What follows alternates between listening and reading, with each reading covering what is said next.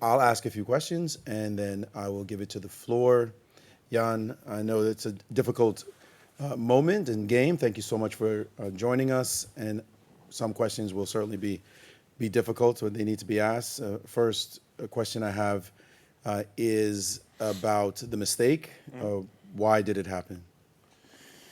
Well, I don't think those questions are difficult because, yeah, basically, in another iteration, it would be a draw like in 15 moves after queen e1, check queen e7.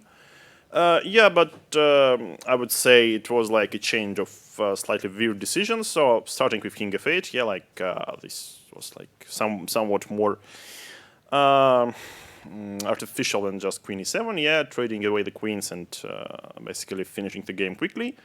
But that wasn't actually such a big deal. I think it's still very natural position. Like it's almost equal. But yeah, perhaps after h4 c4 it became slightly unpleasant. So perhaps instead of h4 I could just chase the queen like with queen d6, intending rook e6. So it would also be closer to equality. And I mean, indeed b5 was just a very bad blunder. But I believe at that moment the position became like slightly unpleasant, but still it was, I believe, closer to a draw. But I mean, of course, after b5, it's well, probably I didn't defend in the best way, but it becomes really unpleasant, and I guess, frankly speaking, it's hard to defend after such a blunder. What did you overlook? Did you see the queen a3 check threat and thought there was something that you had as a counter, or like what Yeah, I happened? mean, indeed, I saw it, but I forgot that in the line king g8, queen a7, b takes e4, actually bishop is hanging. Yeah, so, but uh, once again, at this moment, it's especially after d takes c4, it's not as straightforward draw as it used to be.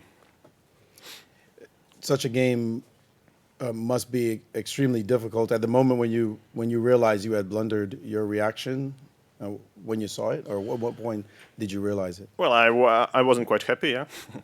But I mean, in general, well, the task remains the same. Yeah, I get to try to win some games. So since anyway I was down on scores, so now it's instead of one win I need two wins. So let's see what will happen. Final question in this part: your queen to e7 avoidance. Did you just not want to play a quick game, or were you trying to keep some fight alive? No, I mean, okay, I just didn't see a big difference between queen e7 and king f8, so I thought that anyway it will end quickly in a draw. But yeah, I mean, of course, after h5, I was, sort of expecting more tense game. But yeah, okay, queen e1 was a brilliant practical decision. Yeah, just to offer a draw silently. Thanks, Magnus. I guess immediate feelings after such a win. Yeah, very happy with the result. Obviously, that's it's, yeah.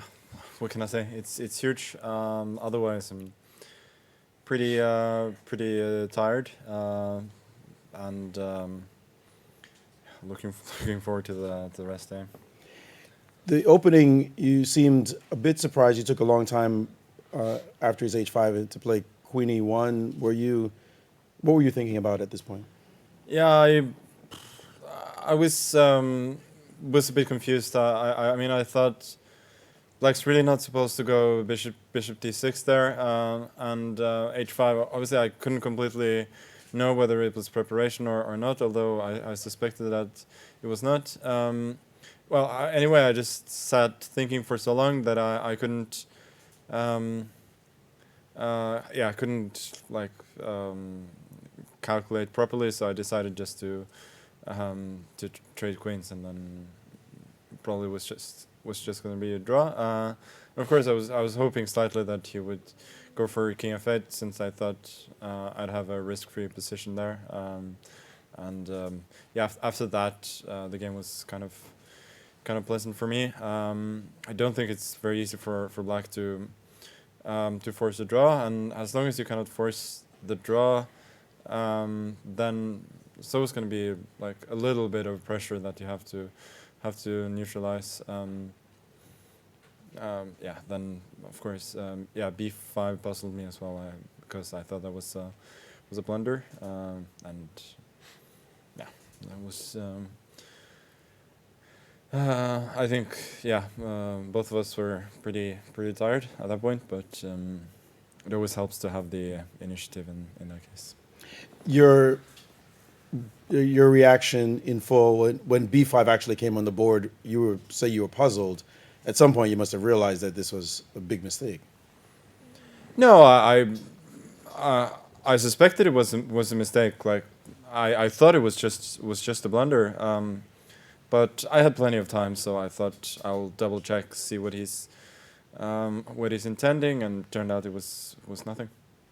At the end, you seemed especially careful to make sure that you won the game. The precision at that point was just abundance of caution. Yeah. For instance, I could have traded h4 for b3 earlier, which probably wins pretty easily. But I thought I can always do that later. I have plenty of time. There's no reason to force things quite yet. So yeah, I thought the win is not going away. Let's just be really careful. At a point of being up +2 in a match of this duration with 6 games to go, how do you avoid feeling or not feeling overconfident or relaxing when you have such a significant lead? I think you just focus on the next game always. That's I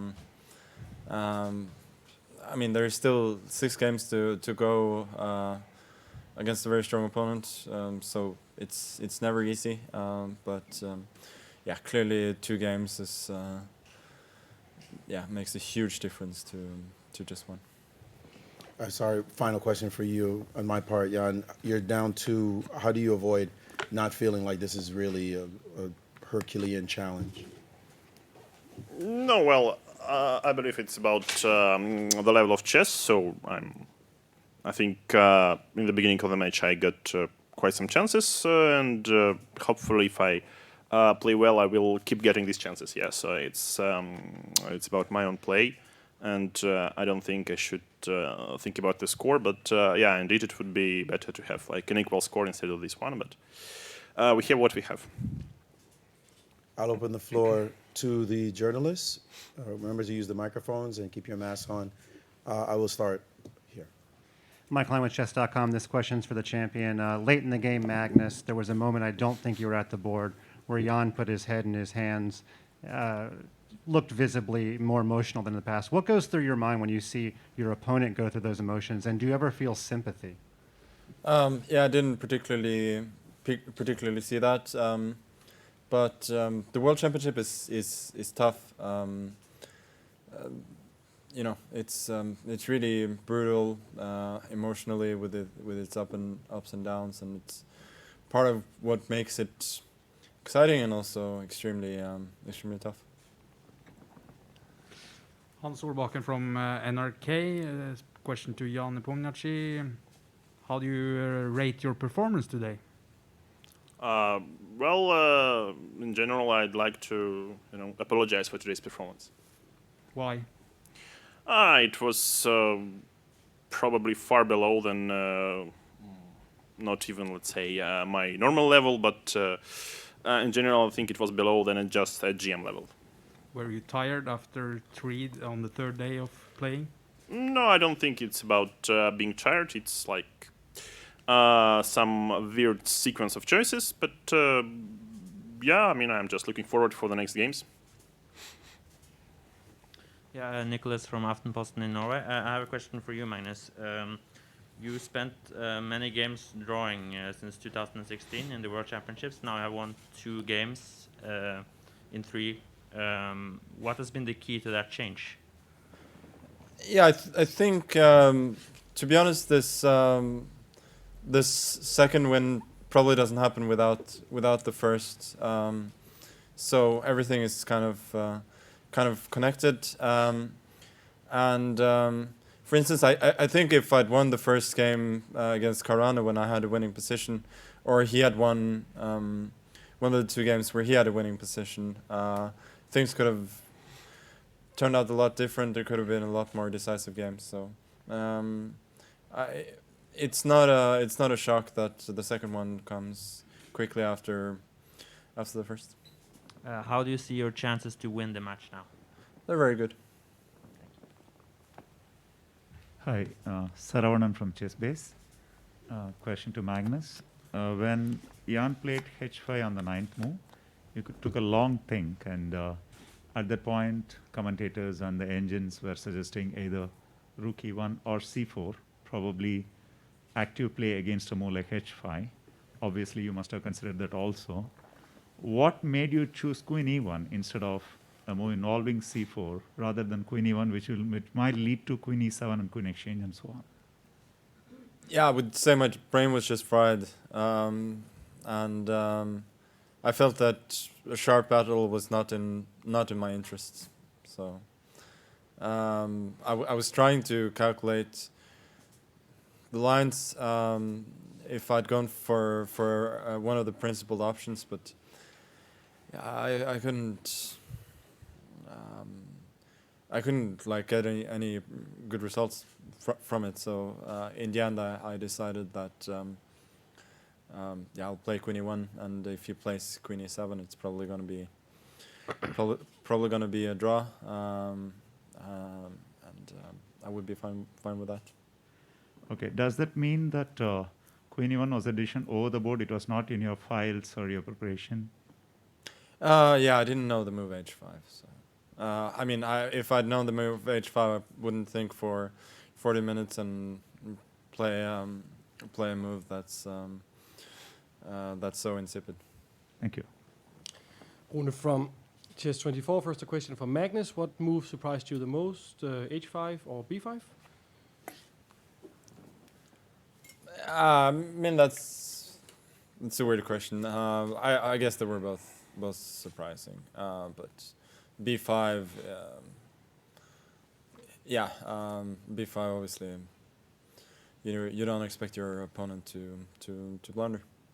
Okay, and Jan, you are earning a lot of new fans online due to the way you handle these press conferences, even after a painful game. How do you manage to stay so cool? No, but I would say it's not the first game I lost in my career, though particularly this one was one of the worst, perhaps.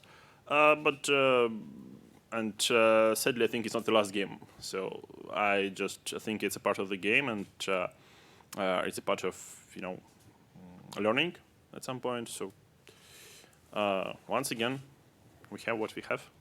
Well, thank you. Sagar Shah from Chessbase India. My question is to Jan. Did Magnus's knight d2 in the opening surprise you? Was bishop d6 preparation? Well, knight d2 is obviously not the main line, I would say, yeah, but it could be quite poisonous, and I think I played this line with white at least once, and of course I studied knight d2, so perhaps bishop d6 is not the most precise move, but I mean, in general, I think the position is quite balanced, and black has a lot of different tries. But yeah, the h5 idea, I think it exists, and at least in the knight c3 line, I believe it's quite smart. So I was considering trying to understand what's the difference, but I thought it would be quite playable. Since black has its own benefits, like queen h4, pro king g3, queen f6, and then h4, or something like this. So I thought it would be just interesting to see what's going on in this position after it becomes slightly unbalanced. And when you played b5 and Magnus gave queen a3 check, you were not on the board for quite some time. You were in your in the restroom.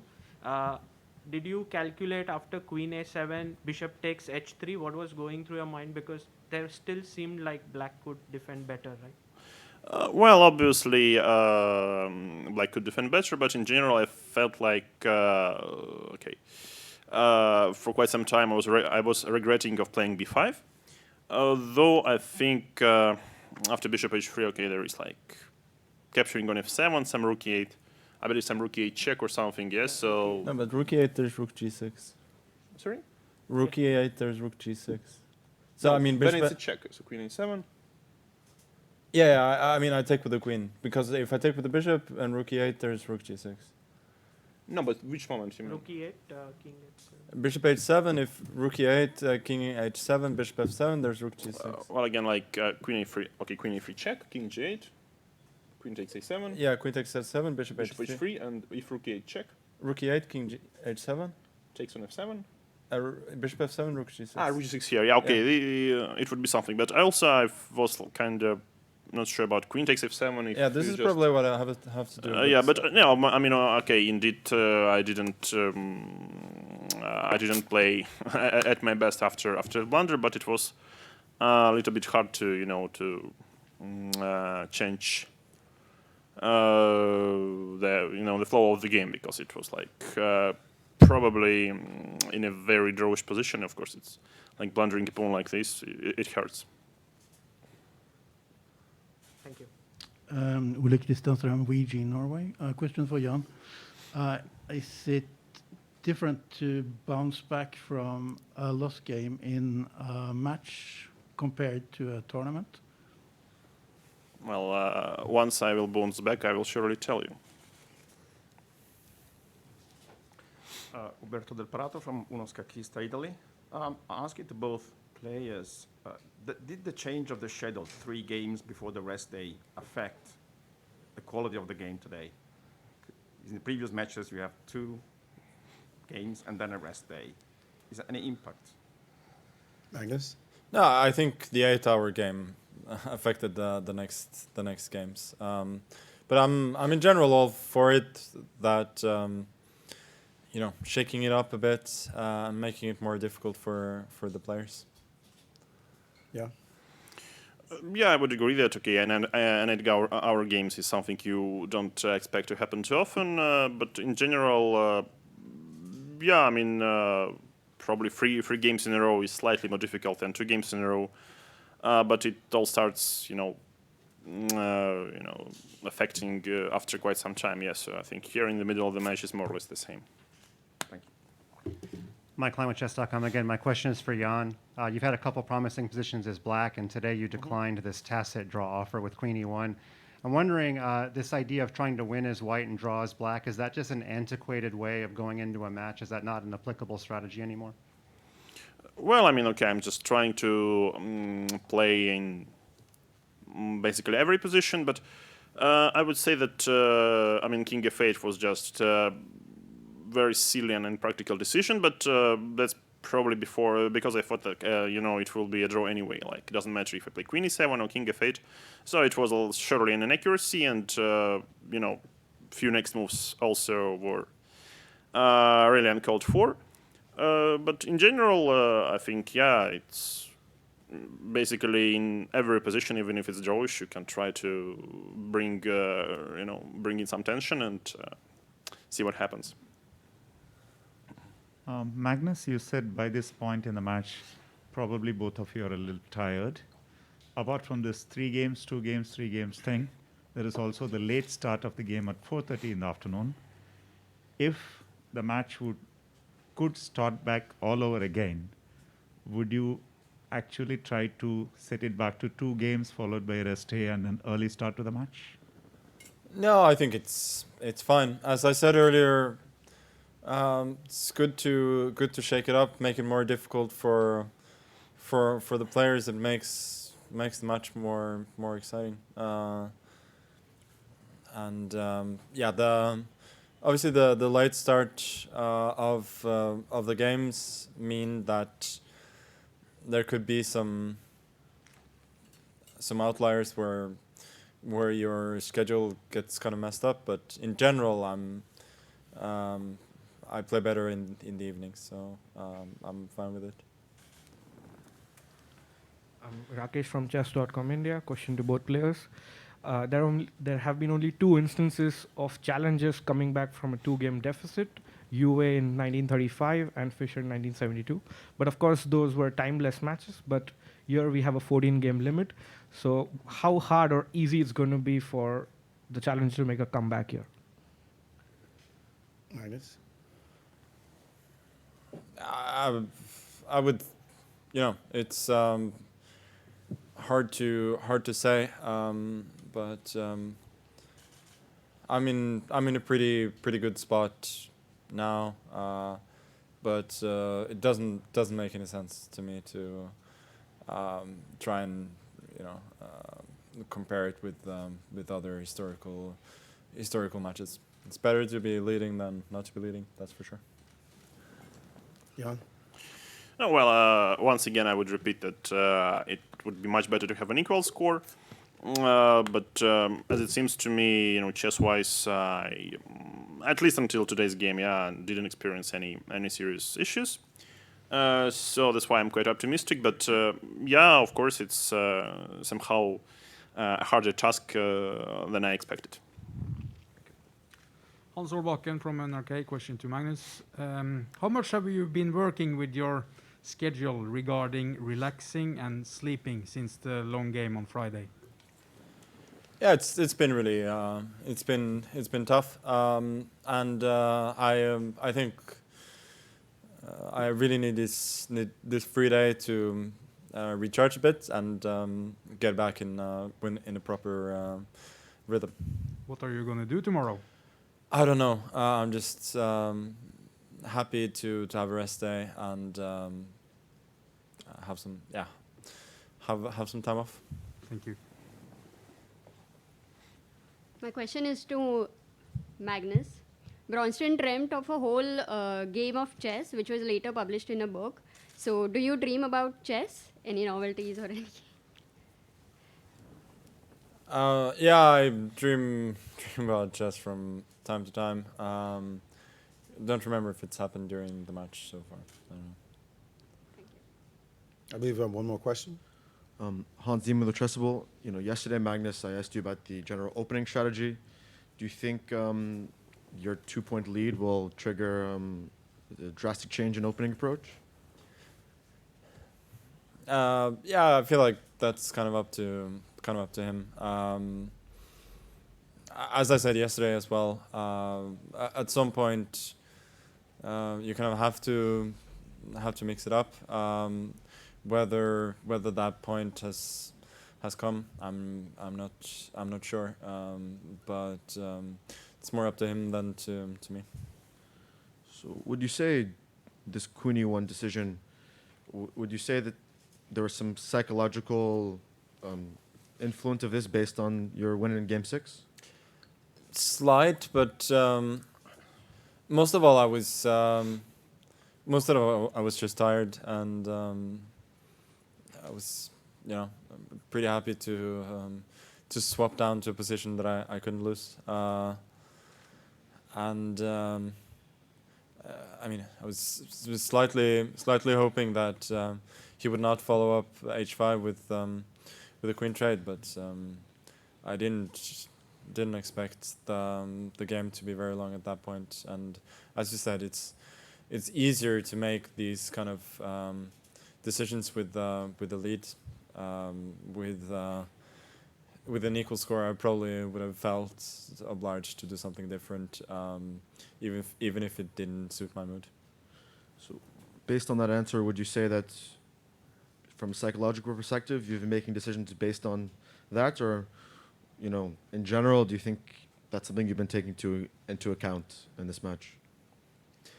I would say a little bit, but not too much. No. Thank you. We don't have a question for Twitter today, so I'll ask this last one then. Jan, before this match, you must have prepared psychologically and game theoried what happens if you're down a couple of games. Not that you wanted it, but it could certainly happen. Any thoughts as you'd like to share as your mindset and your preparation to now handling the situation? No, obviously that wasn't planned. Magnus, I'd ask you, would you relax now? But I guess another question then would be, do you try to shut things down and force him to come after you? We will see, won't we?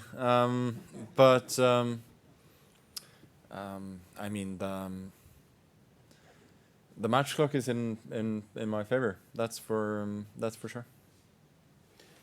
All right. Well, that concludes the press conference for today. Tomorrow there will be no game. It'll be a rest day. The next day will begin at 16:30 on Tuesday. Thank you so much, everyone, and have a great night.